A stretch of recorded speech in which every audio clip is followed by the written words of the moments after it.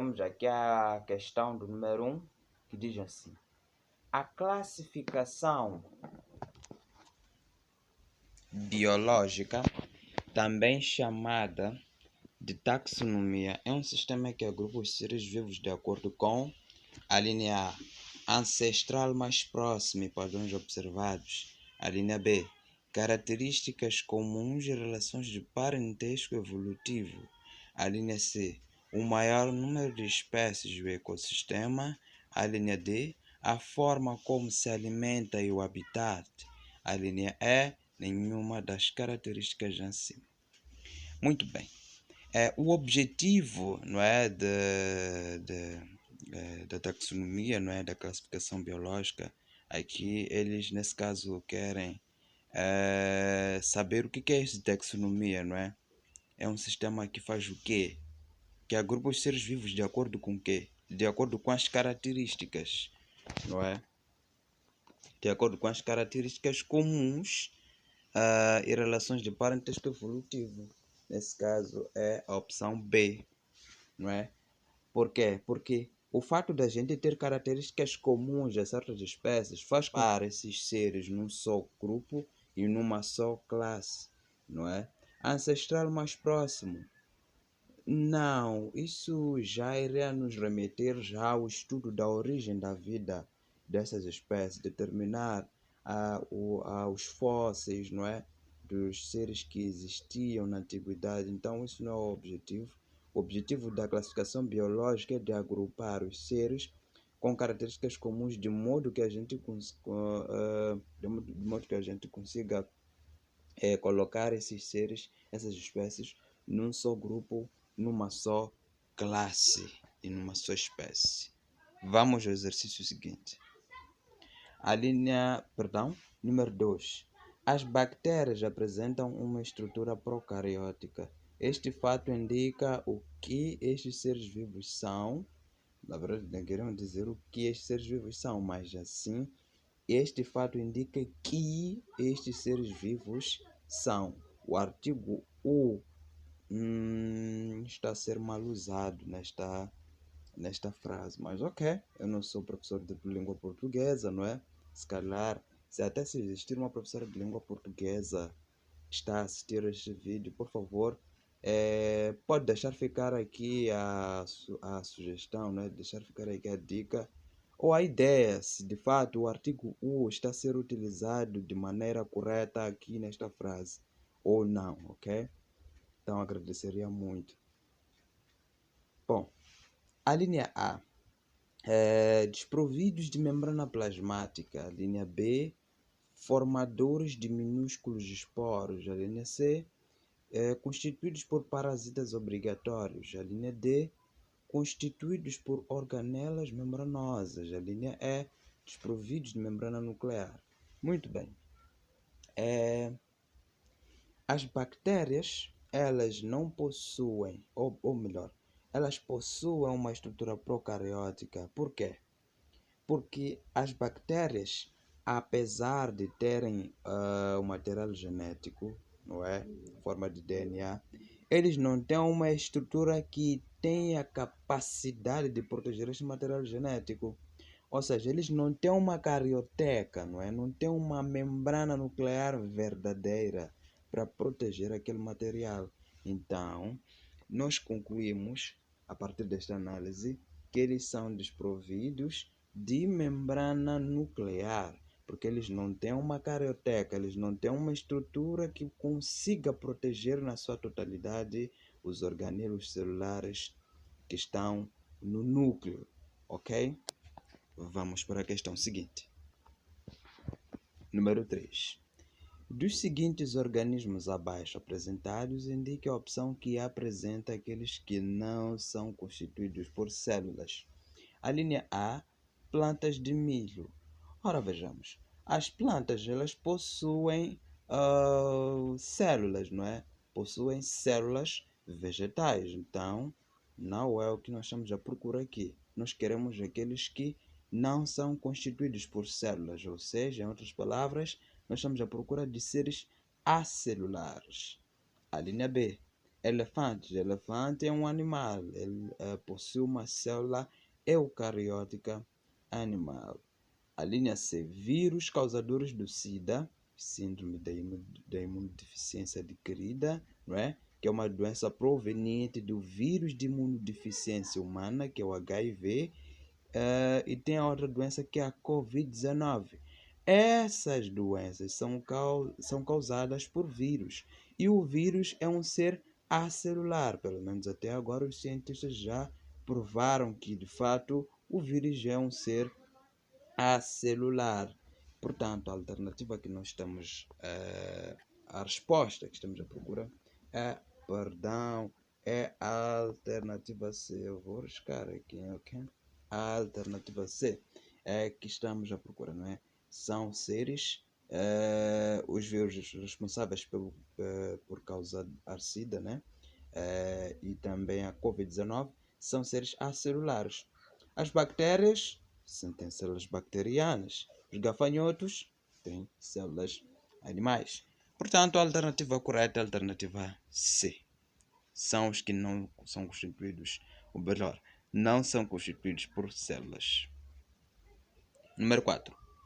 A inativação de todos os lisossomas de uma célula afetaria diretamente a. Aqui deve ficar bem claro que o estudante que tem conhecimento da função que o lisossoma exerce dentro de uma célula. O lisossoma, que função tem o lisossoma? Tem a função de participar na digestão intracelular. Então, se o lisossoma é afetado, então a função que o lisossoma exerce também será afetada. Portanto, a resposta correta é a resposta da alternativa B de beleza. É algo muito interessante aqui estudar biologia com vocês. Vamos à questão seguinte. Não é?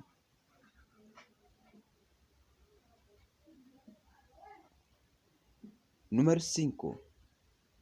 Se uma célula for incapaz de produzir energia suficiente ou suficiente energia necessária para sua sobrevivência, é provável que tenha alguma deficiência no funcionamento dos seus organelos. Aqui deve ficar uma informação bem clara. Aqui eles estão a falar de suficiente energia. E eu te pergunto, meu amigo, minha amiga, qual é o organelo responsável pela produção de energia no nosso organismo? É a mitocôndria. A mitocôndria tem a função de produzir energia, efetuar a síntese de adenosina de trifosfato, que é o ATP, e participar na respiração celular. Então, nesse caso, se uma célula for incapaz de produzir suficiente energia para a sobrevivência, é provável que tenha deficiência no funcionamento das mitocôndrias. A alternativa C, portanto. Sexta questão diz assim: nas células podem ser encontrados dois tipos de retículos, sendo um deles o liso e o outro rugoso. Ponto. Sobre as funções dos dois tipos de retículos, pode-se afirmar que, a linha A, o rugoso está relacionado com o processo de síntese de açúcares. Esta afirmação é incorreta. A linha B, o liso tem como função a síntese de proteínas. A síntese de proteínas? Não, né? Síntese de proteínas? Não. O liso é responsável pela síntese, nesse caso, de carboidratos, né? O liso tem uma outra função, né? Aminoácidos, perdão, né? Os aminoácidos, assim como o ribossoma. A linha C. O liso é responsável pela produção de oxigênio. Não, o liso não tem essa função, não é? Nesse caso, a produção de oxigênio está relacionada com a produção de hemácias lá, hemoglobinas, né? Aquelas células de defesa que vão transportar o dióxido de carbono e outros eventos que vão ocorrendo, mas o liso não tem nada a ver com isso. A linha D. O rugoso tem como função a síntese de proteínas. Esta opção é a opção correta. O rugoso tem como função a síntese de proteínas. Número 7. Das alternativas abaixo apresentadas, indique aquela que não expressa uma relação correta entre a estrutura celular e sua função. Nós queremos aquela que não expressa uma relação correta. Vamos à busca. A linha A, vacúolo, relacionado com a digestão intracelular, armazenando substâncias de controle osmótico. Vamos lembrar, a digestão intracelular está relacionada com o lisossomo. Então, esta alternativa é provável que seja aquela que nós chamamos de procura, que não expressa uma relação. Mas vamos continuar a busca. A linha B, cromossoma relacionado com a determinação genética. Esta afirmação está correta. Eu afirmo com certeza que está correta. A linha C, cloroplasto relacionado com o processo de fotossíntese. Esta afirmação também é autêntica. A linha D, núcleo relacionado com o controle das atividades celulares. Esta afirmação também está correta. É fuso mitótico ou fuso acromático relacionado com a síntese de lipídios. Claro, síntese de lipídios, aqueles eventos que vão ocorrer já durante a divisão celular. Portanto, a alternativa incorreta é aquela que eu já desconfiava já no início, que é a opção A, que diz que o vacúolo está relacionado com a digestão intracelular, mas esta afirmação é incorreta, pois a digestão intracelular é... eu já quero pedir desculpas a todos vocês, todos amados e amadas aqui do canal, internautas, porque a partir do número 36 em diante eu já fiz uma desorganização bagunçada. Acho que é por ter selecionado as questões e acabei mesmo misturando o número 36 para aqui, acolá, número 34.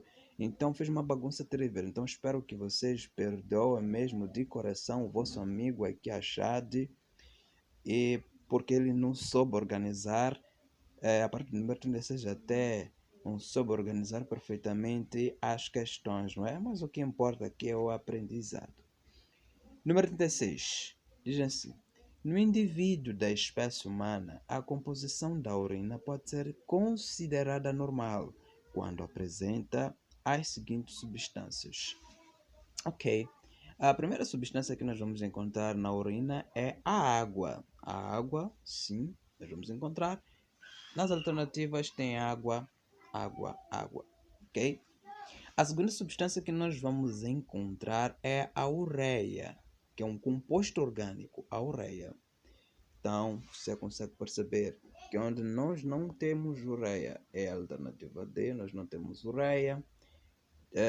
Alternativa B, nós não temos ureia, não é? E, bom, ficamos com A, E e C. E a outra, nesse caso, substância que nós podemos encontrar na composição da urina são os sais minerais, que são eliminados também a partir da urina. Os sais minerais também são eliminados, que é a opção a opção E, é a opção correta. Água, ureia e sais minerais. Alright, muito bem. Vamos já ao exercício seguinte, número 25. Uma diferença básica entre plantas e animais é a capacidade que as plantas possuem para... Ok. Então, bom, a diferença básica, não é, que nós podemos encontrar. Nós podemos ler alternativa por alternativa aqui. A alternativa A, digerir carboidratos, não. A alternativa B, fixar o dióxido de carbono para produzir a glicose? Exatamente, exactly. É a alternativa que diferencia as plantas, nesse caso, elas fixam dióxido de carbono para produzir a glicose. De que maneira? Através do processo da fotossíntese. Enquanto que os seres humanos vão ter que ir à raça, né? Vão ter que colher, vão ter que plantar e depois colher. Mas a planta consegue se alimentar porque é um ser autotrófico. Perdão, é um ser autotrófico.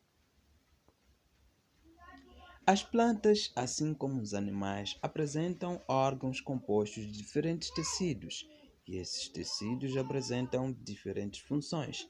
Revestimento para epiderme. Então, aqui tem parênquima, não é? Aqui tem colênquima, não é? Ficamos entre A, C e D. Aqui, condução tem que terminar em xilema ou floema. Se é condução, tem que terminar em xilema ou floema. Aqui termina em colênquima. Aqui não é o que eu estou à procura aqui. Então só pode ser a alternativa. Hoje termina em floema. Então, parênquima é tecido de secreção, armazenamento. Suporte é esclerênquima e floema. É condução. Vamos a isso. Este exercício não é 13. Em relação ao processo de divisão celular para a produção de gametas, é incorreto afirmar que, a linha A gametogênese é um processo de formação. A formação de gametas só pode ocorrer por meio de divisões celulares meióticas. Claro. A meiose ou a gametogênese, não é? Só pode ocorrer por meiose. C. Nos seres humanos, a gametogênese masculina é designada espermatogênese. É verdade? D. Nos seres humanos, a gametogênese feminina ocorre nos ovários. E que mentira, cara! Ocorre no óvulo, não no ovário. O que é isso? Ovário é planta, meu. O que é isso, meu? É uma mentira danada, meu. Uma mentira. Vou marcar aqui. É a opção D. O espermatozoide é uma célula altamente especializada, capaz de se movimentar por meio de um flagelo. Verdade, porque nesse caso, o espermatozoide, nesse caso aqui, vai circular através de flagelo, que é uma estrutura que garante a movimentação. 14. Indica a constituição básica das células nervosas.